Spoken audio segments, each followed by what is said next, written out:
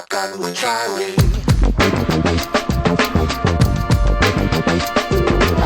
Riding shotgun refers to the practice of sitting next to the driver in a moving vehicle. The term riding shotgun came around after the time of the stagecoach, when somebody used to sit next to the driver holding a shotgun, in case they ran into bandits. My name is Charlie Cook, and I drive a lot. I like to talk to people while I'm driving, so I interview people in my car while I'm driving. Welcome to Riding Shotgun with Charlie.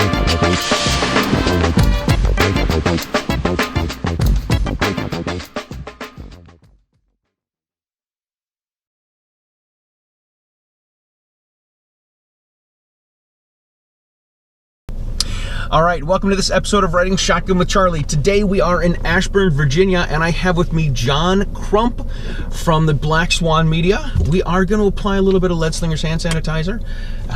You're going to need two hands. It's super watery. It is super watery. Lead Slingers makes, they made hand sanitizer at the beginning of the pandemic, but they also make bourbon and rye and whiskey, and they've gotten into the IPAs as well. So, Crump, thanks so much for being on the show. Thank you. I'm glad to finally have you on the show. You do so much stuff in the gun community that I'm going to say it's tough to keep up. As a guy who's trying to keep up himself, it's tough to keep up with so many people that are doing a bunch of great stuff, and you're one of those guys. Yeah, insomnia has its perks. It does, doesn't it? Yeah, oh yeah. All right, so let's talk about you and how you got into gun stuff. Did you grow up hunting or shooting? Were you in the military? Did you go hunting when you were a kid? Where did you grow up? None of the above. I didn't really shoot until I was an adult. I have had a love for the Second Amendment even before I even picked up a gun, though. When I was a kid, my mom was able to shoot a home invader with a little Saturday night special, so that's how I developed my love of the Second Amendment for home defense. But also, when I was younger, I've always been, I guess you can say, a constitutionalist. Even when I was like in elementary school, middle school, and stuff like that. My mom was a Democrat. Most of my sisters were Democrats, and I became this constitutionalist that believes in like the right to bear arms shall not be infringed and all this other stuff. I wouldn't say I'm conservative, I wouldn't even say I'm a libertarian. I would say I'm a constitutionalist. I believe that we should live within the Constitution, and everything else is an infringement. That's cool. That's cool. I grew up in my house. We didn't pay attention to politics, and I asked my mother when I was a teenager, I'm like, Mom, are we Republicans or Democrats? And she's like, well, I'm from Wisconsin and your father's from Tennessee. And I'm like, that really doesn't help me. Like, I don't know what that means. So I didn't figure it out until later, and it seems like it seems like my sisters and I are a bit more conservative, but we're not necessarily outspoken about it. You know what I mean?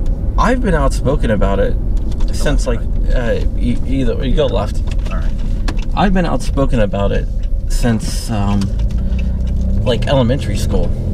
Man, that's a pretty good track record. Yeah. Did it cause any problems in school? Not really. Where did you grow up? Here in Virginia? Yeah, I grew up in Sterling, which is one town over. Okay. When I got out of school, like the career field I went into was mostly in this area. Gotcha. Which is tech. And tech, you can either go to California, which no way in hell I'm gonna do, or I could stay right where the hell I was. Right. So I stayed right where the hell I was. You know, it was like the dawn of the internet. Well, the public internet. The internet's been around since the 60s, but that's a whole different story. I remember hearing that there was a fax machine in the 1960s, and I think it was in Japan, and somebody shot the idea down and didn't think it was a good idea. Yeah, well, the internet's been around. I mean, the internet's been around since like 1964. Really? This is how clueless I am. Wow, that's wild. Yeah, it just wasn't open until the public, until like the mid-90s. The universities and stuff had it, but wow, that's not wild. The general public. Right. All right, so how does this lead into gun stuff? into shooting? When did you go shooting for the first time? I guess it was years ago. It was probably in college. I started looking at the workings of a gun and the engineering of it. Mm-hmm. And I love the engineering of firearms, and I love the history of firearms. I'm a big history buff. Mm-hmm. So I started getting into that, and then after college, my wife and I were dating, and this was years and years ago. We've been married for 10 years and everything, but we were just dating, and I picked up a firearm and decided I wanted a handgun. So I bought a handgun, and I loved shooting. And then a few years later, I bought a couple gun shops. Bought a couple gun shops? Yeah. When I go into something, I go full force. I guess so. My goodness. I'm in or I'm out. I'm not a fence sitter. Right. So to get a gun permit in Virginia, or to buy a gun, I'm from occupied territory in Massachusetts. You got to have a permit for everything. Do you have to have a permit for? No. You can just go and buy a gun. Go to a gun store and obviously pass a background check. You pass for a background check. Up until recently, which GOA is fighting, and I have a good feeling that we're going to win in court, especially since the new AG coming in is against universal background checks. GOA is fighting against universal background checks, but up until recently, you could actually do private transactions. Interesting fact, if you're between the ages of 18 and 20, you are exempt from the background checks. Really? Yeah, because in order to pass a federal background check, you have to be 21 for a handgun. In Virginia, the age to own a handgun is 18. So since you can't pass a background check because you're under 21, mm-hmm. in Virginia, you can be 18 to buy a handgun. GOA went to court, mm-hmm. and a guy named Rob Olson argued it, and they carved out a provision in there for 18 to 20 while they settle the rest of the universal background check question. So you can, if you're 19 years old, you can buy a handgun through a private sale? Yeah. Wow. You can buy a handgun through a private sale and a background check. That's pretty wild. You can be 18, private sale, 19 years old, private sale, and get a handgun. But you can't carry it, you just keep it at home. No, you can carry it.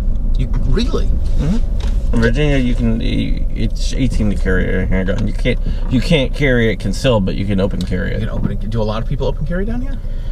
Not too much. Not in the area that I'm in. You are in occupied territory right now in Virginia. Northern Virginia is very liberal. The rest of Virginia is very conservative. We have a lot of implants here. Yeah. Like 70% of the people that you see, and that's the actual statistic, that you see around here is not from Virginia. Really? Yeah, there's only 30% of the people that live in Loudoun County, where I live at, which you might know because of the whole school thing. Only 70% of the people, actually 30% of the people are actually from Virginia.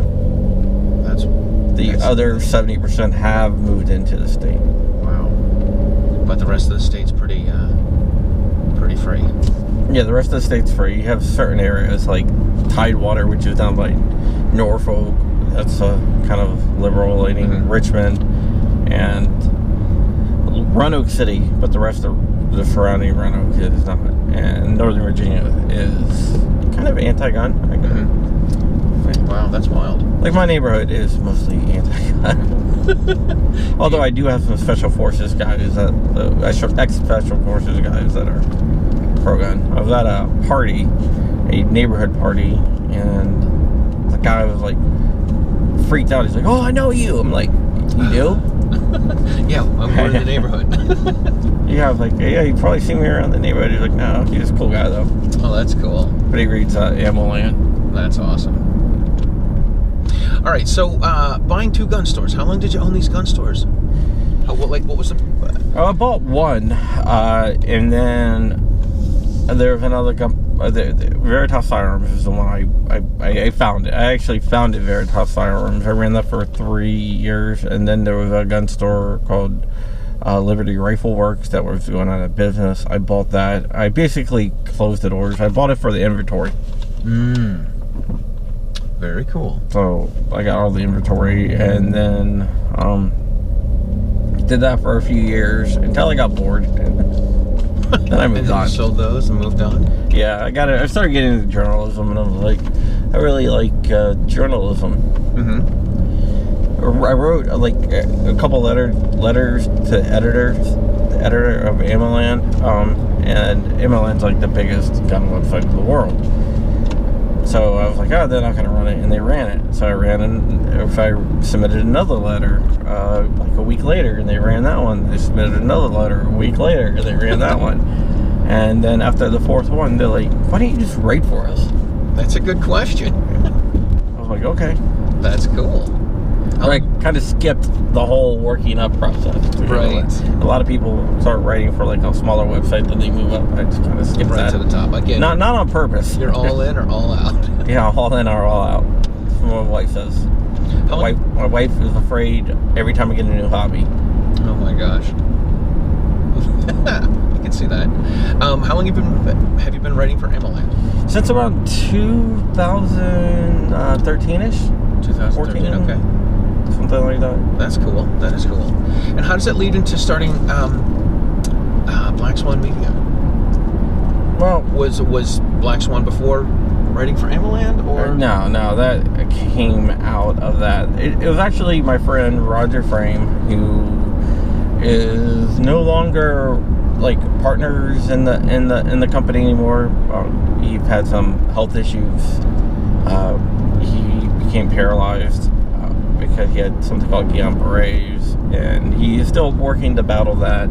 He's recovering, but so he stepped back, and I took over his part of the company.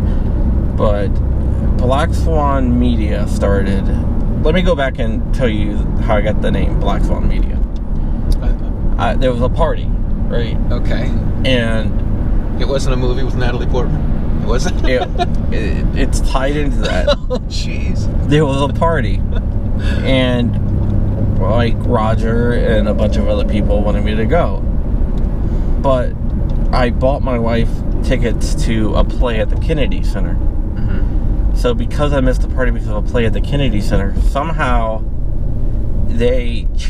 all my friends changed it to, he went to a ballet instead of a party. And then a guy named John, another John, he started calling me Black Swan. And then everyone started calling me Black Swan.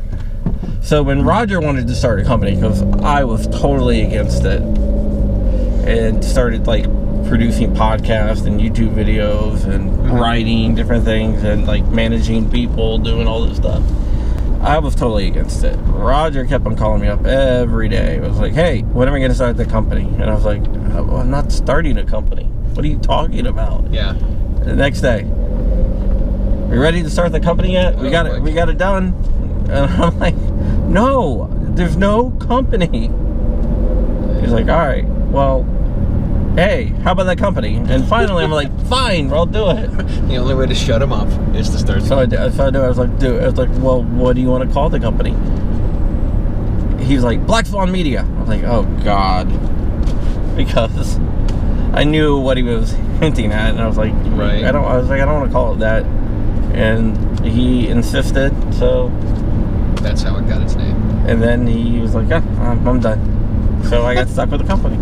Oh my gosh. And we produce several podcasts, Trenchwork Chronicles, and we produce several YouTube channels with videos. Black Swan Media family includes DLD After Dark, Flying Rich, Me Shooting Gallery New England, 280U, and a bunch of other things. And then we expanded into a t-shirt shop that sells t-shirts, mugs, and patches. And every time I start a new business, I put it under the Black Swan Media umbrella, and I have a penchant for starting businesses. That's pretty cool. A little bit of a serial entrepreneur, kind of. Yeah, and then I put everything into my writing into that, and we even have IT consulting. Wow. Black Swan Media. SEOs. Jeez. Everything, yeah, so. That's pretty wild. Yeah, I have a lot of different businesses that are under it. Basically, all the companies are all separate, but they're all owned by Black Swan Media. Yeah, Black Swan Media. That's cool. It just makes it easier for taxes and everything else to have everything feed into one entity instead of having a bunch like of them. 10 entities. How's the t-shirt business? It's going good. It's going good, yeah. Our t-shirts are fulfilled out of North Carolina. Mm-hmm. So I don't have tons of space. It's just like warehouse space and fulfillment up in my area is kind of expensive. Mm-hmm. But yeah, so we're fulfilled in South Carolina. Like most of the stuff up here is data centers. Like 70% of, actually it's more, like 90% of the internet traffic goes through there. This little intersection you're in right now. There's a building over there that 70% comes through, but 90% of all internet traffic. That's why if you ever get hemmed up on spam charges for sending out spam, you get tried here. Wow. That's interesting. That's part of Facebook, and you got like a little, that's Facebook. Facebook's all down there. Yeah. That You is got wild. Amazon up here. You have Twitter over there. Blizzard video games. Jeez. Activision. I had no idea. Yeah.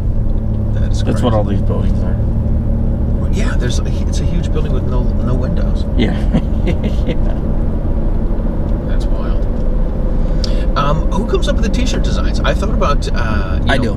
You do. So you come up with the design. You're a smart guy. So you come up with the idea and then execute it. Do you? Well, there are certain. It depends. Most of the ones I do come up with myself. There are a few that I take inspiration from other people, and then I cut them in. Like if someone says, like, we're gonna work on a shirt called Chuck Norris Gun Club. Mm-hmm. That was from a YouTube commenter that I had on my channel that had Chuck Norris Gun Club. I like that. That would make a great t-shirt. Right. So I'm going to make one, and I reach out to him, so I'm going to give him a royalty because it's based on his YouTube name. That's cool. So I don't like to, if I take inspiration from something or somewhere, I always make sure that they get the credit, Mm-hmm. and they actually get a kickback, basically. Well, that's cool. That's cool. And you got a bunch of patches and all sorts of fun. Yeah. All sorts of stuff, man. That's awesome. The Redskins practice right over here. Wait, sorry. The Washington football team? Washington football team, yes. Right over here, that big dome. Yeah. That's where they practice at. That's cool. Yeah. That is cool. I think I'm more offended that they call themselves the Washington football team, and that they went and changed their names. Yeah, that's Amazon. Wow, wild, man. I started a little Facebook page that I thought I would just put inappropriate memes on, and I called it Poop. It's people offended by offended people, and just put a bunch of ridiculous stuff on there. It's funny. Yeah, I think it's kind of interesting that people get offended by stuff, and I'm offended that they're offended. Like, you shouldn't get upset about that. Oh yeah. You know, like the Redskins. Ridiculous. Yeah, it really is ridiculous. Hmm. So how do you stay on top of things? Like you've got a lot of stuff going on. You've got all the podcasts that you're working with. You've got your own YouTube channel. For a while, you were doing like daily shows, weren't you? I still do daily shows. You still do them. Mm-hmm. Okay. Yeah, this week we've streamed the whole entire Kyle Rittenhouse trial, which is like 8-9 hours a day, and then we usually did a show after that too. Right, a little commentary. Yeah, just a regular show. I don't sleep hardly ever. It sounds like it. People think I'm joking. No, I sleep probably 2-3 hours a day. So how does that, how do you function? I don't know. I've always have. You know, I think it's part of my ADHD and everything else that I have. Wow. I'll tell you this, man. When if I don't get enough sleep, I'm junk the next day. No, I can't shut down my mind. My mind runs constantly, so it's very hard for me to calm down my mind. So when you're thinking about stuff, when I'm going to sleep, I'm writing in my head. Oh my goodness. So when I wake up, I have an article usually already pre-written in my head. I just got to take it out of my head and put it on paper. Oh my gosh, that's wild, man. That is wild. Or an idea for a podcast, or an idea for a YouTube video, or I start analyzing, or I'll read a bunch of court papers and then analyze it as I'm laying in bed. So come up with theories and everything else. Wake up in the middle of the night and I'll text someone, or send out an email in the middle of the night for something, or I'll get up and go down and start writing or filming a video, whatever. Jeez. So I always make time for my family, though. That's good. You've got a couple young boys. Yeah. Between 6 and 10 is family time. Nice. That's good. That's good that you got to do that. It's good that you do it, and it's something you definitely have to do. Yeah. What do your kids like to do? Do they like shooting? They're not. I really haven't taken them shooting. They're kind of young. They're like 4. So I'm not gonna. My other son's 8. He likes shooting BB guns, but we haven't moved up to the real thing yet. We do a lot of Cub Scout stuff. I'm a Cub Scout den leader. So we do I've been a soccer coach, everything like that. I try to be as involved as possible. Yeah, of course. I coached baseball for my son. I don't know, 5 or 6 years old. He was on the baseball team. They were signed up for baseball, probably t-ball.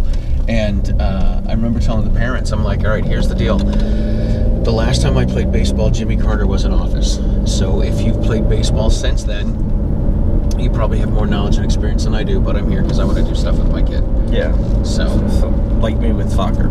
Yeah. I was a soccer coach and I had no freaking clue anything about soccer. You ready for this? So I coached soccer as well. I did it for 3 years.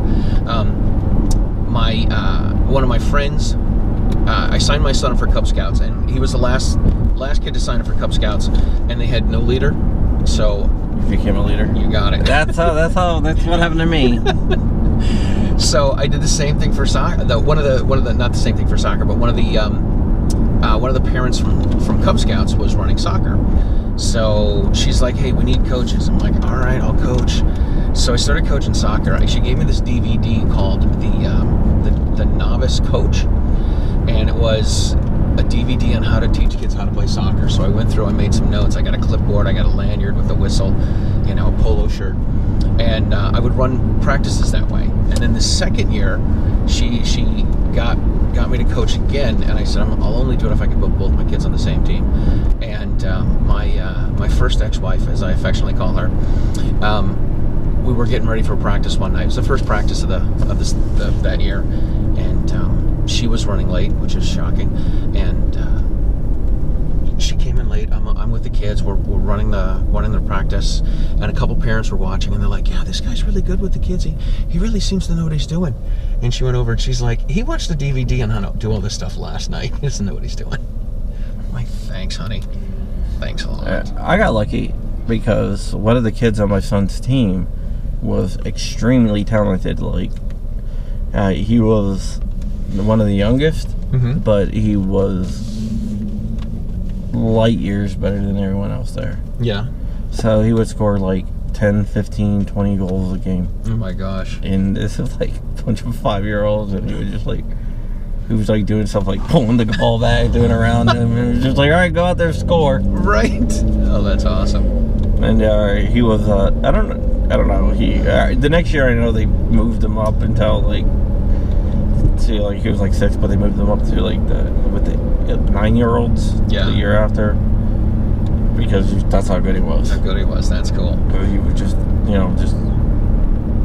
kill him. When my son went up to the next level, I'm not it's 5-year-old kids running around chasing a ball I can do, but actually playing soccer, I'm without a clue. So I went to go watch one of his games, and he's standing in the field all by himself, and I'm like, what are they doing? And one of the parents is like, oh, they're playing positions, and I'm like, there's positions in soccer? I had no idea. She's like, yeah, they have positions. Yeah, I mean, I just put this kid out there and I was just like, go do what you need to do. And like, he would run up the score and then we'll pull him out of the game because it was the only fair thing to do. Yeah, that's all right. All right, let's get back to gun stuff. Black Swan Media, you got videos, you got videos going on. Oh, you wrote a book. Yeah, I got several books in the works. I did write a book called Speaking with Giants. 100% of the proceeds went to my niece who had brain cancer.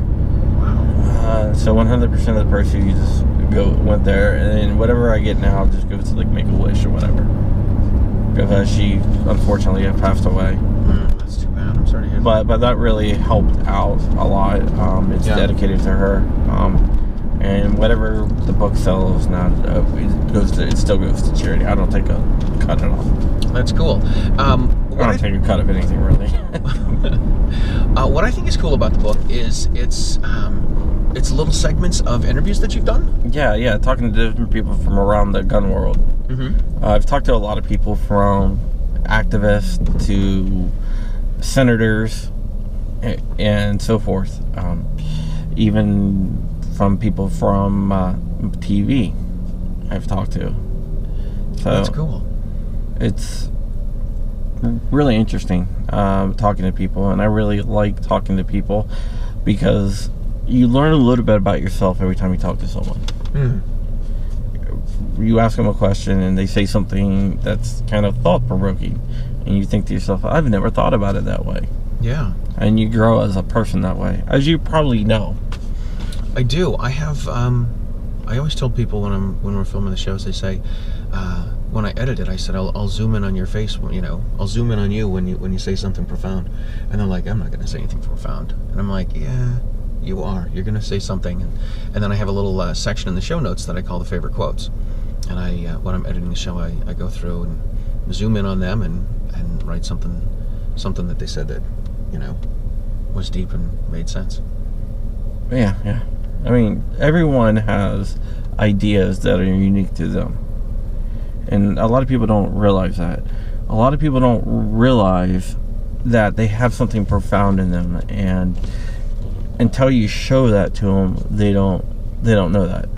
And by talking to them and interviewing them, they also learn something about themselves. When they go back and watch it or read it or whatnot, they learn something about themselves, which is the great thing, because we should always keep moving forward and always keep developing as humans.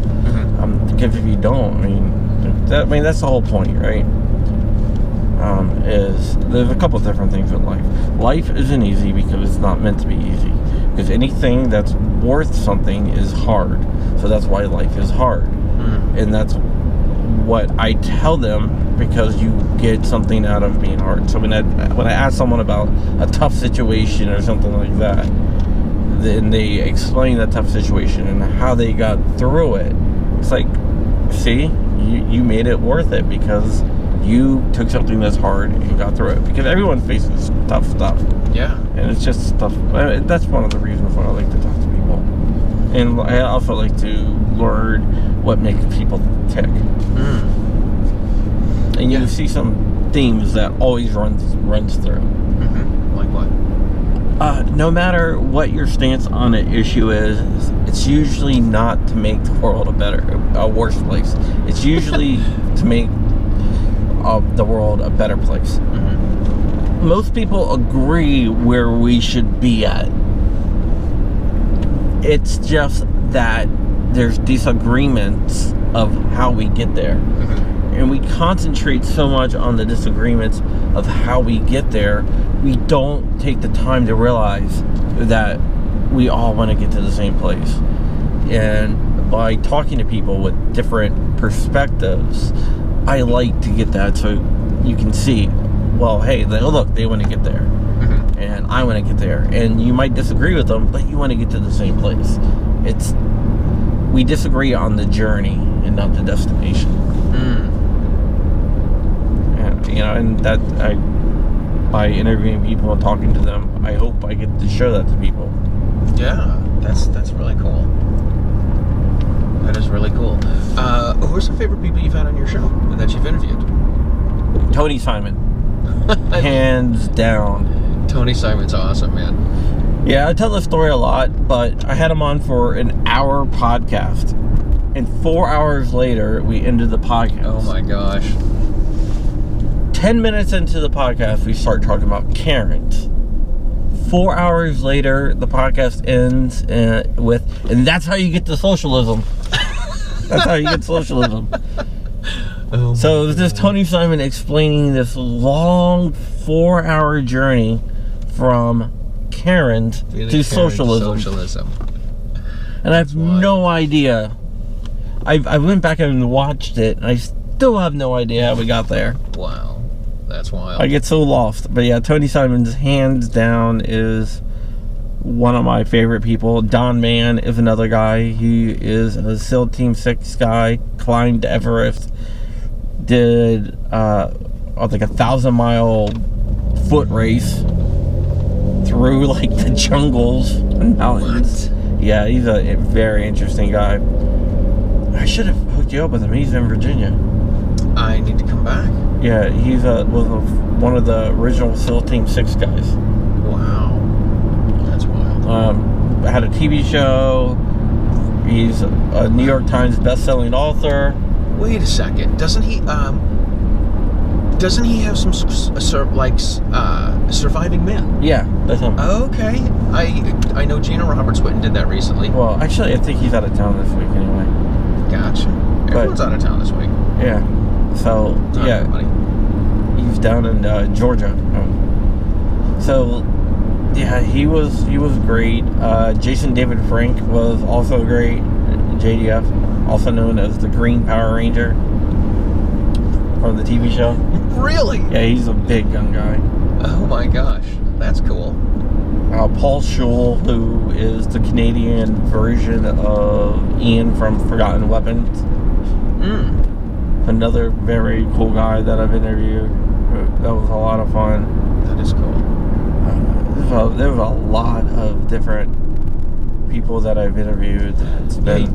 You've got to have a lot of people. I mean, if you're putting out a show every day and putting out content all the time. Mm-hmm. Yeah, I got to credit Richard Hughes, also known as Flying Rich on YouTube. Mm-hmm. He was the producer of the show. He's the only Black Swan Media, and like everyone's like contractors. I got a bunch of like podcast contractors and stuff like that. He's the only employee of Black Swan Media that's actual employee that works part-time for Black Swan Media, besides like contractors and stuff like that. Yeah. But he does most of the bookings. Oh wow. So he goes out there and he finds people and brings them on. So I got to give a lot of credit to him. Mm-hmm. He also does a lot of really good content on YouTube. That's cool. But I'll like without him booking, I wouldn't be able to do a daily show. Really? Yeah. It's not an easy job. It's not keeping up on top of stuff. I tell everyone I'm a one-man show. Like, who produces your show? Me. Who films it? Me. Who edits it? Me. Who books your guests? Me. Yeah, I used to do that, but it was just... It's a lot of work. It's a lot of work, so I was like... It's a lot of work. I was talking to Rich one day, and I was like, hey... Because he was helping me a little bit on the side, you know. Mm-hmm. I was like, hey, why don't you just... I'll pay you. He's like, alright. That's cool. And, it's been really good. It's taken a lot off my plate, which is great. That is good. So, you've got some ties to GOA. Yes, I am the Virginia State Director and one of the spokespeople. Very cool. I do a lot of different things behind the scenes as well. Mm-hmm. A lot of on the tech side, which there's going to be some really cool stuff coming up soon that I can't talk about. All right. On the tech side, but yeah, I think everyone's going to be very happy. But yes, I am the Virginia State Director, and I keep an eye on Virginia. I talk to politicians, talk to other people. I work very closely hand in hand with VCDL. GOA and Virginia Citizens Defense League has a very close-knit bond. VCDL actually started out of the GOA offices. So people wonder why GOA and VCDL work so closely together. And it's because VCDL actually started from the GOA offices. That's cool. That is very cool. And we've always kept that close bond. In fact, the Pennsylvania State Director was the first president and one of the founders of VCDL. Wow, and who was that? Val Fennell. Val Fennell. Okay, I recognize the name. Yeah. Paul Moog, who's the actual founder. I talked to him a lot. Philip Van Cleve, who's the president, I talked to him a lot. And I talked to all those guys, and we work very, very closely together. They're one of the most effective state-level groups in the country. I think they actually set the mold for how to run a state-level group. That's why you saw, like, AZCDL came out to Virginia to see how VCDL does stuff. You have CCDL, basically all the Citizens Defense Leagues all model themselves after VCDL, which I think is really cool. That is cool. Is the Defense League different than like an Action League? Like, are there different? Do they have different objectives? No, not really. It's just branding, I guess. Okay. I guess it started out as Northern Virginia Citizens Defense League, and then they expanded to the state level. And with our partnership with VCDL, when the Democrats took over the Virginia government, basically, with Bloomberg money, working with VCDL, we were able to push back and have a massive lobby day, which went down in history, and basically make the last stand for the 2A Virginia and push back and prevent a lot of bad stuff, like prevent like assault weapons bans and waiting periods. I say assault weapons bans with quotation marks. Waiting periods and everything else. They did get some stuff passed, but we are working now to get that pushed back. We dumped over $100,000 into commercials and digital ads and everything else, and we did some ad campaigns with VCDL as well to take back Virginia. And from everything that we see, from all the internal data, it looks like that actually made a huge difference in Virginia. Yeah, this was a couple years ago, right? Yeah, well, recently we just took back the governor, the AG, the lieutenant governor, the House of Delegates, and we have a really good chance of taking back the Senate in a couple of years. But we do have a chance of getting some of the bad stuff rolled back. Yeah, that's really cool that we're getting rid of the crazy far left. Yeah. A lot of it has to do with education. When McAuliffe said to parents shouldn't have a say in their child's education, that doomed them right there. And if you look at the gains that have been made, it's amazing. They try to say that we won the election. We, as the pro-freedom side, won the election because of racism and everything, which is kind of funny because 2/3 of the top tickets were minorities. Right. In Virginia, the Republicans won the Hispanic vote by 10 points. Wow. Which is, they got 55 to 45% of the Hispanic vote, and they got like 40% of the black vote. So it's like, what are you talking about? And they got the Asian vote. Right. That's pretty wild. It's excuses. It really is. I'm a big fan of the comedian and podcaster. I would go either way. Okay. Left here. I'm a big fan of Adam Carolla. Yes. And he likes to say there's never been a better time to be a racist because everybody's a racist, and you can be a racist for nothing, like not having done anything racist but still get accused of it. So yeah, they always try to say America is a racist country. My answer to that is you must never went to Europe. I spent a lot of time in Europe, and our racism is not like their racism. Really? Oh yeah, especially Eastern Europe. Or Asia too. I lived in Asia for a while, so yeah. How is it different there? It's out in the open, man. Really? Yeah, it's like, oh, I don't like that guy because he's such and such. It's like, wow. I mean, if you go into a sporting stadium over in Europe, they have the signs that say no racism allowed. When was the last time you went into a sporting place and they had that put up a sign that said that? All right, that is a little ridiculous. You know, it's I don't know. Europe gets this like thing that they're you know, they're all ego.